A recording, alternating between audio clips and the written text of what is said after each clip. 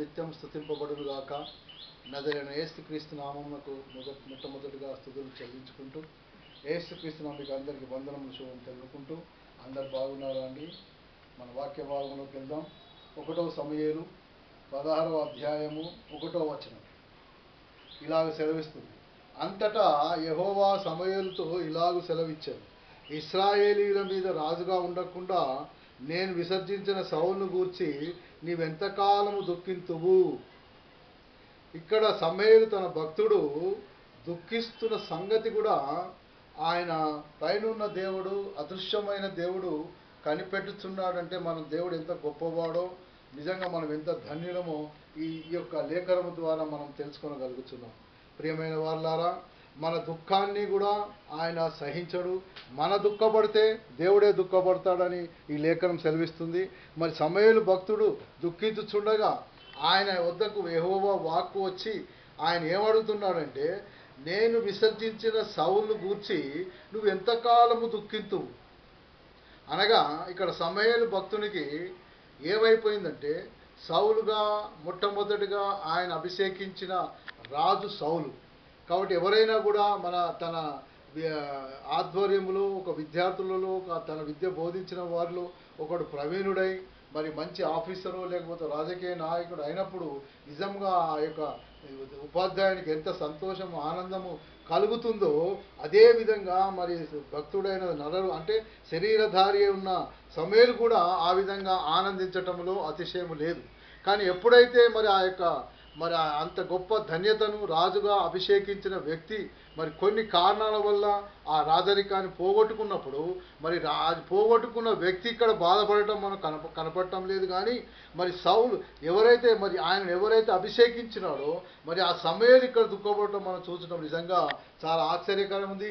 అలాగే దుఃఖిస్తున్నప్పుడు దేవుడు కూడా తనను ఓదార్చటానికి, మరి సమూయేలు భక్తుడిని ఓదార్చటానికి నువ్వు ఎంతకాలం దుఃఖిస్తావు అంటే, ఎంతకాలము మరి ఆయన దుఃఖిస్తున్నాడో ఆయన దుఃఖాన్ని తీసివేయటానికి, పారద్రోలటానికి మరి ప్రభు అయిన యెహోవా మరొకటి మరి ఆయన నిర్ణయించుకున్నాడు. ఆయన ఏమంటున్నాడంటే, సౌలా మరి సమూయేలు నువ్వు ఇంకా దుఃఖించకూడదు. ఎందుకనగా నువ్వు ఒక సౌలు మీదనే నువ్వు ఆధారపడి ఉన్నావు కాబట్టి ఈరోజు నీకు దుఃఖానికి కారణమవుతుంది. కానీ ఎప్పుడు కూడా ఒకరి మీదనే మనం ఆధారపడతాము.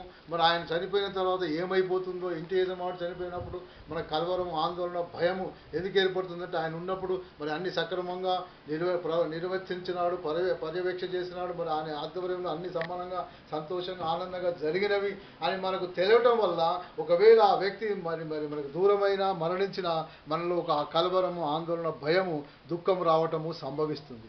కానీ దేవుడు ఏమంటున్నాడంటే, దేవుని మీద ఆధారపడినప్పుడు మనుషుల మీద ఆధారపడితే నీకు దుఃఖమే కలుగుతుంది, అసమాధానమే కలుగుతుంది, అశాంతి కలుగుతుంది. కానీ మరి దేవుని మీద ఆధారపడినప్పుడు మనకి వాంటి దుఃఖము కానీ, బాధ కానీ, కలవరం కానీ మనలోనికి రావు.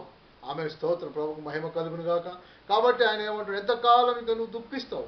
ఆయన ఏమనుకున్నాడు, ఇక సౌలు తర్వాత ఇంకెవరు ఉండరేమో మరి అని వాళ్ళు ఆయన ఎంతగానో కుమిలి మరి ఆయన దుఃఖిస్తున్నాడు. ఆయన దుఃఖానికి కారణం ఏంటంటే, మరి ఇంకెవరైనా ఉన్నారా లేరో, మరి ప్రజలు ఏమైపోతారో, రాజు లేకుండా మరి వాళ్ళ పరిపాలన లేకుండా మరి వాళ్ళు ఎంత సుఖంగా సంతోషంగా ఉండలేరు అనే ఒక భయముతో సమూయేలు దుఃఖిస్తున్నారు.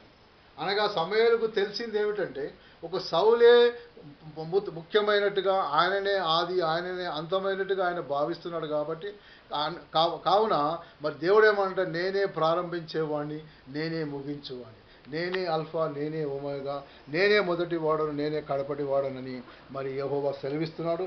కాబట్టి ఇప్పుడు ఆయన దుఃఖాన్ని నివారణ చేయుటకు, మరి ఆయన యొక్క బాధ నివారణ చేయుటకు మరి ప్రజలకు తాను మరి ఒక ప్రవక్తగా తన ప్రజల క్షేమములు కోరుకునే వాడే ఉన్నాడు. కాబట్టి దాన్ని నివారించుటకు యెహోవా మరొక మాట సెలవిస్తున్నాడు. ఆయన ఏమంటున్నాడు, నీ కొమ్మును తైలముతో నింపుము, బెత్లెహేమీయుడైన యెషయా యొద్దకు నిన్ను పంపుచున్నాను.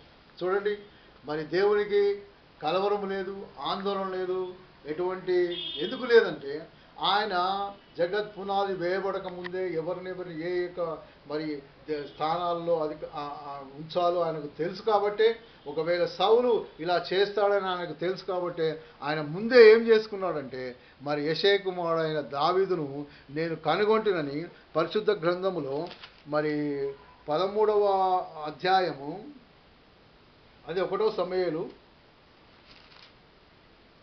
13వ అధ్యాయము 14వ వచనం. యెహోవా తన చిత్తానుసారమైన మనసు గల ఒకని కనిగొని ఉన్నాను, నీకు ఆజ్ఞాపించిన దాని నీవు గైకొనకపోతివి గనుక యెహోవా తన జనుల మీద అతనిని అధిపతినిగా నియమించును.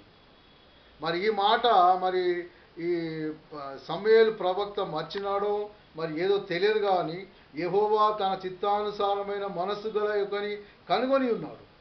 కాబట్టి ఆయన ఏం చెప్తున్నాడంటే, మరి నువ్వు ఇప్పుడు ఇంకా ముందు నువ్వు రాజరికం చేయటానికి వీలు లేదు, ఎందుకనగా దేవుడు చెప్పిన ఆజ్ఞను నువ్వు పాటించలేదు కాబట్టి నిన్ను యెహోవా దేవుడు విసర్జించినాడు. కాబట్టి మరి ఇక్కడ ఆయన మరి యెహోవా తాను ముందే, అంటే ఆయన ముందు చూపుగలవాడు, వర్తమాన భూత భవిష్యత్తులు తెలిసిన దేవుడు. కాబట్టి ఒకరు తప్పిపోతే మన సైన్యంలో కూడా ఒక మరి యజమానుడు మన ముందు నడిపించే నాయకుడు కానీ లీడర్ కానీ చనిపోతే వెంటనే ఇంకొక నాయకుడు నిలబడిపోతాడు. అలాగే మనము కూడా దేనికి కూడా భయపడకూడదు. ఒకవేళ ఏ దుస్సంఘటన మన జీవితాల్లో మన కుటుంబాల్లో జరిగినప్పుడు మనం ఏమాత్రం కూడా భయపడకూడదని దేవుడు సెలవిస్తున్నాడు. ఎంతకాలం నువ్వు దుఃఖిస్తావు సమూయేలు, ఇక దుఃఖానికి నివారణ అయింది. ఇక నువ్వు నీ కొమ్మును తైలంతో నింపుము, నేను వేరే మరి రాజుగా నియమించడానికి నేను అనుకున్నాను కాబట్టి నిన్ను అతని దగ్గరికి పంపుతున్నానని యెహోవా దేవుడు మరి సమూయేలు ప్రవక్తకు చెప్పినప్పుడు సమూయేలు ప్రవక్తకు ఎంతగానో నెమ్మది ప్రశాంతత కలిగినది. కాబట్టి ఈ దినములలో కూడా నువ్వు కోల్పోయిన వారు మరి నీకు ఎంతో ప్రాముఖ్యులైన వారు కోల్పోయేవారు ఉంటావు, కానీ ఎంతకాలం నువ్వు దుఃఖించకూడదు. ఎందుకనగా యెహోవా దేవుడు నిన్న నేడు ఏకరీతిగా ఉన్న దేవుడు తప్పకుండా నీ దుఃఖాన్ని నివారించడానికి వేరే ఒక ప్రత్యామ్నాయం తప్పకుండా దేవుడు చేస్తాడని నువ్వు ఎప్పుడైతే అనుకుంటావో అనుకున్నది తడువుగా దేవుడు నీకు సమాధానం, నెమ్మది, ప్రశాంతత, ఎటువంటి భయం లేకుండా కలవరం లేకుండా ఆయననే ముందు యొక్క సంగతి సమస్తాన్ని ఆయన కొనసాగింపగలుగుతాడు.